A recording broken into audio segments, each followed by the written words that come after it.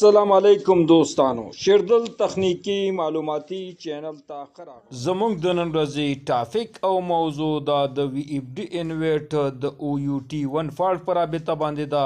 د دې لامل څه دی او د دې د حل لارې څه دي. نو زه غواړم دوستانو په دې رابطه ستاسو سره مختصر لنډ او مهم معلومات شریک کړم.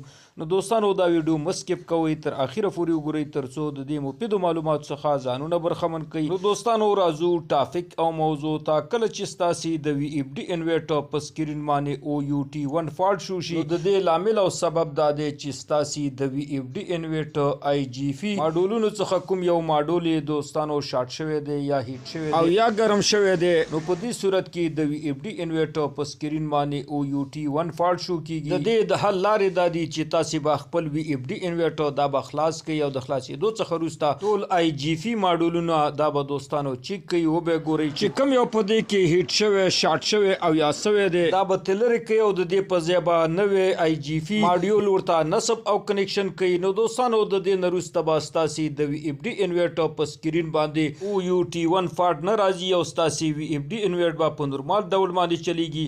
نو دوستانو دا وا زموږ د نن ورځې ټاپک او موضوع چې د وی اف ډي انورټر د او یو ټي 1 فالټ پر رابطه باندې وا. نو دوستانو که غواړئ بر تخنیک څخه ځانونه برخمن کړئ او خپل هر قسم برقي وسایل په خپل کورونو کې ترمیم او جوړ کړئ. نو دوستانو که تر اوسه پورې مو زما چینل نوی سبسکرایب کړئ نو مهرباني وکړئ زما چینل سره سبسکرایب کړئ او که دا ویډیو مو خوښه شوي در سره لایک او شیر کړئ د خپل ملګرو سره ترڅو خیر او پیدا ټولو ته ورسیږي. دوستانو ستاسو د توجه او لیدو څخه یو نړۍ مننه. السلام علیکم.